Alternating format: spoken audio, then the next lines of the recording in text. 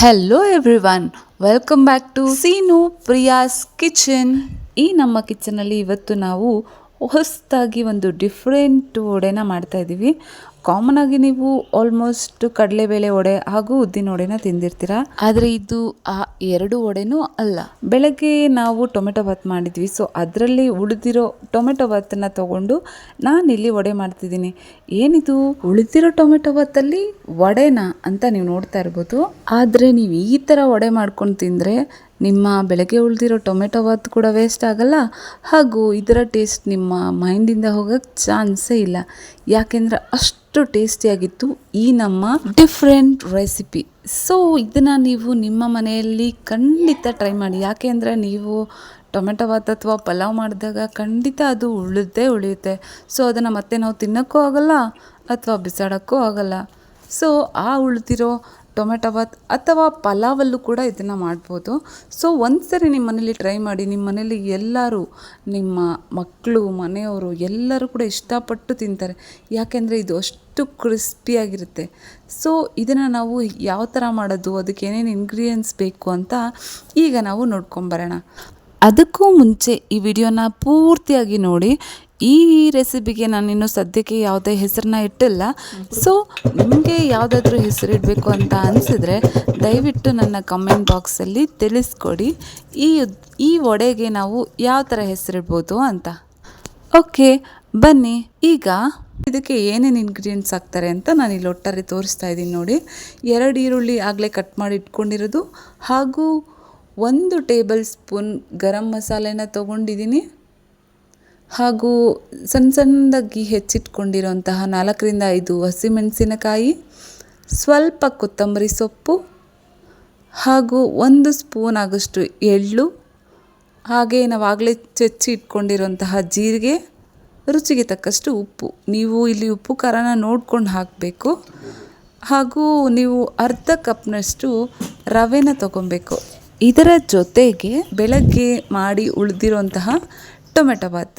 So ನೀವು ಫಸ್ಟಿಗೆ ಈ ಟೊಮೆಟೊ ಬಾತನ್ನ ಮಿಕ್ಸಿಗೆ ಹಾಕಿ ಅದನ್ನು ಚೆನ್ನಾಗಿ ಗ್ರೈಂಡ್ ಮಾಡ್ಕೋಬೇಕು. ಇದು ಅನ್ನ ಆಗಿರೋದ್ರಿಂದ ನೀವು ಗ್ರೈಂಡ್ ಮಾಡುವಾಗ ಇದು ಸ್ವಲ್ಪ ಕಷ್ಟನೇ ಆಗುತ್ತೆ. ಸೊ ನೋಡಿಕೊಂಡು ನಿಧಾನವಾಗಿ ಗ್ರೈಂಡ್ ಮಾಡ್ಕೊಳ್ಳಿ. ಇದಕ್ಕೆ ನೀವು ಜಾಸ್ತಿ ನೀರನ್ನ ಆ್ಯಡ್ ಮಾಡಬಾರ್ದು. ಮಾಡಿದ್ರೆ ಎಣ್ಣೆಗೆ ಬಿಟ್ಟಾಗ ವಡೆ ಪೀಸ್ ಆಗ್ಬಿಡುತ್ತೆ. ಸೊ ಸ್ವಲ್ಪನೇ ಒಂದು ½ ಗ್ಲಾಸಷ್ಟು ನೀರನ್ನ ಹಾಕ್ಕೊಂಡು ನೀವು ಇದನ್ನು ಚೆನ್ನಾಗಿ ಗ್ರೈಂಡ್ ಮಾಡ್ಕೊಳ್ಳಿ. ಈಗ ನಮ್ಮ ಟೊಮೆಟೊ ಬಾತ್ ಗ್ರೈಂಡ್ ಆಗಿದೆ ನೋಡಿ. ಈ ಕನ್ಸಿಸ್ಟೆನ್ಸಿಯಲ್ಲಿದ್ದರೆ ನಿಮಗೆ ವಡೆ ಹಾಕೋಕ್ಕೆ ಕರೆಕ್ಟಾಗಿರುತ್ತೆ. ಸೊ ಜಾಸ್ತಿ ನೀರನ್ನ ಖಂಡಿತ ಆ್ಯಡ್ ಮಾಡೋಕ್ಕೆ ಹೋಗಬೇಡಿ. ನಿಮಗೆ ಮಿಕ್ಸಿ ತಿರುಗಿಲ್ಲ ಅಂದರೆ ಮಾತ್ರ ಒಂದು ಸ್ವಲ್ಪ ನೀರನ್ನು ಹಾಕಿ ನೀವು ಬೇಕಾದರೆ ಗ್ರೈಂಡ್ ಮಾಡ್ಕೋಬಹುದು. ನೀವು ನೀರನ್ನ ಆ್ಯಡ್ ಮಾಡಿದ್ರೆ ಏನಾಗುತ್ತೆ, ನೀವು ಕೈಯಲ್ಲಿ ತೊಗೊಂಡು ವಡೆನ ಮಾಡಿ ಹಾಕೋಕ್ಕೆ ತುಂಬಾ ಕಷ್ಟ ಆಗುತ್ತೆ. ನೀರಾಗಿದ್ದರೆ ಅದು ಬಾಣಲಿಗೆ ಹಾಕಿದ ತಕ್ಷಣ ಅದು ಬಿಟ್ಕೊಂಡು ಬಾಣಲಿ ತುಂಬ ಅದು ನೀರಾಗುವಂತಹ ಚಾನ್ಸಸ್ ತುಂಬ ಇರುತ್ತೆ. ಸೊ ನಾನು ಹೇಳಿದ ಕನ್ಸಿಸ್ಟೆನ್ಸಿನ ನೀವು ಕರೆಕ್ಟಾಗಿ ಆ್ಯಡ್ ಮಾಡಿದ್ರೆ ನಿಮಗೆ ಕರೆಕ್ಟಾಗಿ ವಡೆ, ನಾನು ತೋರಿಸಿರೋ ವಡೆ ನಿಮಗೆ ಕರೆಕ್ಟಾಗಿ ಬರುತ್ತೆ. ಸೊ ನೀವು ಬೌಲ್ಗೆ ಇದನ್ನು ಮಿಕ್ಸಿ ಮಾಡಿರೋದನ್ನ ಒಂದು ಬೌಲಿಗೆ ಹಾಕ್ಕೊಂಡು ಕಟ್ ಮಾಡಿ ಇಟ್ಕೊಂಡಿರೋಂತಹ ಎಲ್ಲ ಇಂಗ್ರೀಡಿಯೆಂಟ್ಸ್ನ ಅದರಲ್ಲಿ ಹಾಕಿ ಚೆನ್ನಾಗಿ ಒಂದು ಮಿಕ್ಸ್ನ ಕೊಡಿ. ಸ್ಪೂನಲ್ಲೇ ನೀವು ಈ ಥರ ಮಿಕ್ಸ್ ಮಾಡ್ಕೋಬಹುದು. ಉಪ್ಪನ್ನ ಮತ್ತು ಖಾರನ ನೀವು ನೋಡಿಕೊಂಡು ಆ್ಯಡ್ ಮಾಡಬೇಕಾಗುತ್ತೆ. ಯಾಕೆ ಅಂದರೆ ನಾವು ಟೊಮೆಟೊ ಬಾತ್ ಮಾಡುವಾಗಲೇ ಬೆಳಗ್ಗೆ ಆಲ್ರೆಡಿ ಉಪ್ಪು ಖಾರನ ಹಾಕಿರ್ತೀವಿ. ಸೊ ರೈಸಲ್ಲಿ ಆಲ್ಮೋಸ್ಟ್ ಉಪ್ಪು ಖಾರ ಅದರಲ್ಲೇ ಇರುತ್ತೆ. ನಾವೀಗ ಆ್ಯಡ್ ಮಾಡಿರುವಂತಹ ಈರುಳ್ಳಿ, ರವೆ ಹಾಗೂ ಕೊತ್ತಂಬರಿ ಸೊಪ್ಪು ಹಾಕಿರೋದ್ರಿಂದ ನಾವು ಒಂದು ಸ್ವಲ್ಪ ಉಪ್ಪು ಖಾರನ ಅಷ್ಟೇ ಹಾಕ್ಕೋಬೇಕು. ಹಾಕಿದ ತಕ್ಷಣ ಇದನ್ನು ಚೆನ್ನಾಗಿ ತಿರುಗಿಸ್ಕೊಡ್ಬೇಕು. ಎಲ್ಲ ತಿರುಗಿಸ್ಕೊಟ್ಟು ನಾನು ಈಗ ರವೆನ ಆ್ಯಡ್ ಮಾಡ್ಕೊತಾ ಇದ್ದೀನಿ. ರವೆನ ನೀವು ಜಾಸ್ತಿ ಹಾಕಬಾರ್ದು. ಯಾಕೆಂದರೆ ರವೆ ನೀವು ಜಾಸ್ತಿ ಹಾಕಿದ್ರೆ ಅದು ತುಂಬ ಗಟ್ಟಿ ಆಗೋ ಚಾನ್ಸಸ್ ತುಂಬ ಇರುತ್ತೆ. ಸೊ ನೀವು ನೋಡಿಕೊಂಡು ಸ್ವಲ್ಪ ನೋಡಿ, ನಾನೀಗ ಇಷ್ಟು ಅನ್ನಕ್ಕೆ ಅರ್ಧ ಕಪ್ಪು ರವೆನ ಹಾಕ್ಕೊತಾ ಇದ್ದೀನಿ. ನೀವು ನೋಡಿಕೊಂಡು ಸ್ವಲ್ಪನೇ ರವೆನ ಆ್ಯಡ್ ಮಾಡ್ಕೋಬೇಕು, ಇಲ್ಲಾಂದರೆ ಅದು ತುಂಬ ಡ್ರೈ ಆಗೋ ಚಾನ್ಸಸ್ ತುಂಬ ಇರುತ್ತೆ. ಹಾಕಿದ ನಂತರ ಇದನ್ನು ಚೆನ್ನಾಗಿ ತಿರುಗಿಸ್ಕೊಟ್ಟು ಒಂದು 5 ಮಿನಿಟ್ಸ್ ಇದನ್ನು ಸೈಡ್ಗೆ ಇಡಬೇಕಾಗುತ್ತೆ. ಯಾಕೆ ಅಂತ ಅಂದರೆ ಇದು ನಾವು ಕಲಿಸ್ಕೊಟ್ಟಿರ್ತೀವಲ್ವ, ಸೊ ಒಂದು 5 ಮಿನಿಟ್ಸ್ ಇದು ನೆಂದರೆ ಆಗ ನಿಮಗೆ ಚೆನ್ನಾಗಿ ವಡೆ ಅನ್ನೋದು ಬರುತ್ತೆ.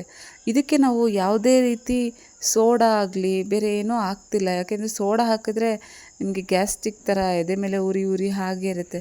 ಸೊ ಇದಕ್ಕೆ ನಾನು ಯಾವುದೇ ರೀತಿ ಸೋಡಾನ ಆ್ಯಡ್ ಮಾಡ್ತಾ ಇಲ್ಲ. ನೀವು ಕೂಡ ಆ್ಯಡ್ ಮಾಡಿಬಿಡಿ. ಇದು ಕ್ರಿಸ್ಪಿಯಾಗಿ ಹಾಗೂ ಸ್ಮೂತಾಗೇ ಬರುತ್ತೆ. ಅದು ನೆನೆಯೋಕ್ಕೆ ಒಂದು 5 ಮಿನಿಟ್ಸ್ ಸೈಡಿಗಿಟ್ಟು ಈಗ ನಾನು ಗ್ಯಾಸ್ ಆನ್ ಮಾಡಿಕೊಂಡು ಬಾಣಲಿ ಇಟ್ಕೊಂಡು ಅದಕ್ಕೆ ನಾನು ಎಣ್ಣೆನ ಆ್ಯಡ್ ಮಾಡ್ಕೊತಾ ಇದ್ದೀನಿ. ಎಣ್ಣೆ ಇಟ್ಟಾದ ನಂತರ ಅದು ಚೆನ್ನಾಗಿ ಕುದೀಲಿಕ್ಕೆ ಬಿಡಬೇಕು. ಸ್ವಲ್ಪ ಅದು ಚೆನ್ನಾಗಿ ಕಾಯ್ದ ನಂತರ ನಾವು ಒಂದೊಂದೇ ವಡೆನ ತಟ್ಟಿ ಅದರಲ್ಲಿ ಹಾಕಬೇಕು.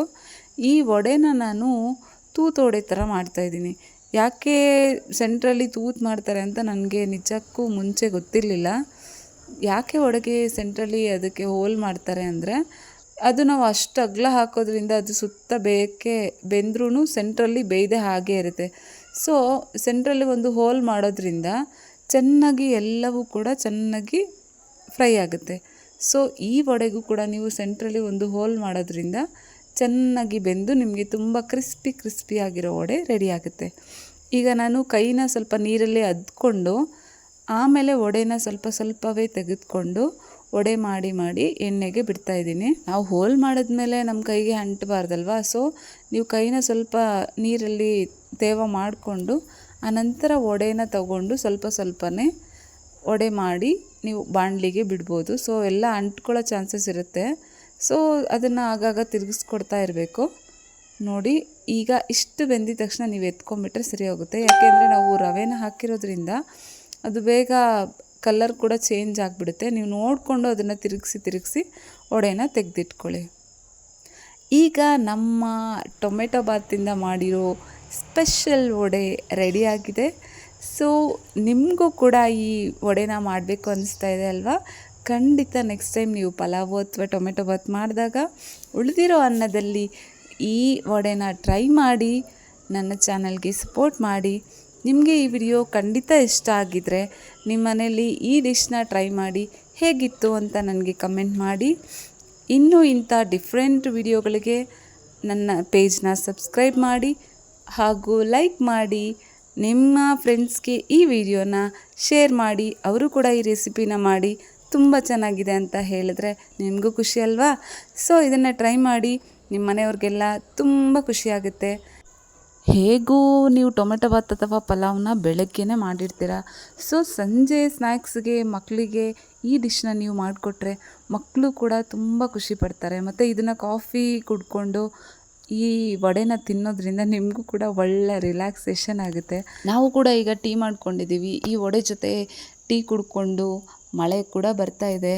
ಸೊ ಈ ವೆದರ್ಗೆ ಈ ವಡೆ ಹಾಗೂ ಟೀ ನನಗಂತೂ ತುಂಬ ಖುಷಿ ಆಗ್ತಾ ಇದೆ.